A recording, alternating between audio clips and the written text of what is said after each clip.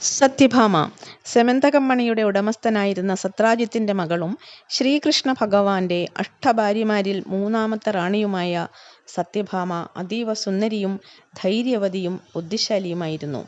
ഭൂമിദേവിയുടെ അവതാരമായാണ് സത്യഭാമയെ കണക്കാക്കുന്നത്. ശ്രീകൃഷ്ണ ഭഗവാന്റെ പ്രേമം മുഴുവൻ തനിക്കു മാത്രമായി ലഭിക്കണമെന്നാഗ്രഹിക്കുന്നവളാണ് സത്യഭാമ.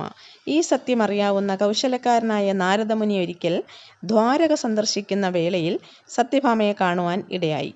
അദ്ദേഹം സത്യഭാമയോട് ഇപ്രകാരം പറഞ്ഞു: അതീവ സുന്ദരിയും കൃഷ്ണനോട് ഉത്കടമായ പ്രേമവും ഭക്തിയുമുള്ള സത്യഭാമയേക്കാൾ എന്തുകൊണ്ടാണ് ശ്രീകൃഷ്ണ ഭഗവാൻ രുക്മിണിയെ സ്നേഹിക്കുന്നത്?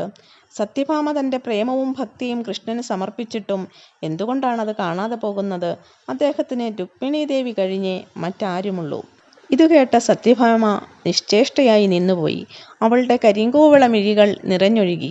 അപ്പോൾ നാരദമുനി സത്യഭാമയെ ആശ്വസിപ്പിച്ചു: വിഷമിക്കേണ്ട, ഞാനൊരു വഴി പറഞ്ഞു തരാം, അതുപോലെ ചെയ്താൽ മതി. അങ്ങനെ നാരദമുനിയുടെ നിർദ്ദേശപ്രകാരം താൻ ഒരു പ്രതിജ്ഞയെടുത്ത കാര്യം സത്യഭാമ കൃഷ്ണനെ ധരിപ്പിക്കുന്നു.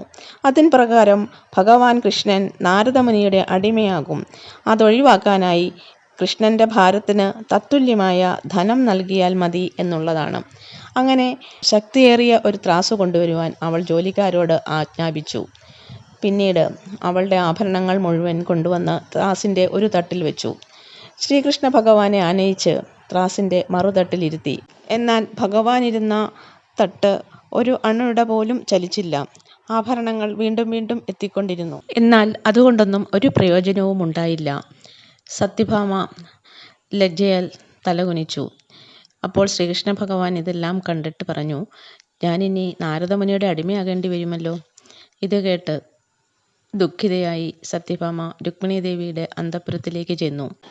നടന്ന സംഭവങ്ങളെല്ലാം സത്യഭാമയിൽ നിന്നറിഞ്ഞ രുക്മിണി ദേവി സത്യഭാമയെയും കൂട്ടി ശ്രീകൃഷ്ണ ഭഗവാന്റെ സവിധത്തിലേക്ക് നടന്നു. യാത്രാമാർഗെ തുളസിയുടെ ഒരു തണ്ട് ഇറുത്തെടുക്കാൻ രുക്മിണി ദേവി മറന്നില്ല. ശ്രീകൃഷ്ണ ഭഗവാന്റെ മുന്നിലെത്തിയ രുക്മിണി ദേവി തുലാസിൽ വെച്ചിരുന്ന ആഭരണങ്ങളെല്ലാം മാറ്റിയതിനു ശേഷം ഭക്തിയാദരപൂർവം താൻ കൊണ്ടുവന്ന തുളസിയില ആ ത്രാസിൽ നിക്ഷേപിച്ചു. അത്ഭുതമെന്നേ പറയേണ്ടൂ, ശ്രീകൃഷ്ണ ഭഗവാൻ ഇരുന്നിരുന്ന ത്രാസ് ഉയരുവാൻ തുടങ്ങി. അങ്ങനെ തുളസിയിലയും ശ്രീകൃഷ്ണ ഭഗവാൻ ഇരുന്നിരുന്ന ത്രാസും ഒരേ ലെവലിൽ തന്നെ വന്നു. ഇത് കണ്ട ശ്രീകൃഷ്ണ ഭഗവാൻ ഇപ്രകാരം പറഞ്ഞു: സത്യഭാമ തനിക്കുള്ള സർവസമ്പത്തും ഭഗവാന് സമർപ്പിച്ചു. എന്നാൽ അതിൽ ഭക്തിയോ പ്രേമമോ ഒന്നുമില്ലായിരുന്നു.